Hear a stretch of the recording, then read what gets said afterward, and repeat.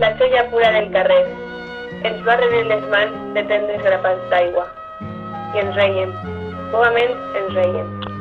I a tots els músculs era l'aigua viva del goig, vinguda entre les herbes i les llebres. Anaven sense cap motiu, desitjant bona nit al matrimoni vell i prement nostres cossos calladament, en veure aquella jove mare, sonant el pit al fi. Viure ens era un regal. Un teuladí de fang amb dues plomes pintades de futsina. Un cavalcar corsers de cartó, grocs i verds, com en una sardana de joguet, fent-nos senyals, dient-nos: adeu, adeu amor, mai no t'oblidaré. La vida ens era una sorpresa. Una granota viva a la butxaca. Una cúpula enorme de cristall. Un silenci.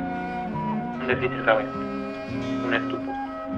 Un rellotge parat que algú ens havia donat perquè a la fi el poguéssim obrir com de tenis volíem i no tenia res interessant a dins i ens tornàrem a riure.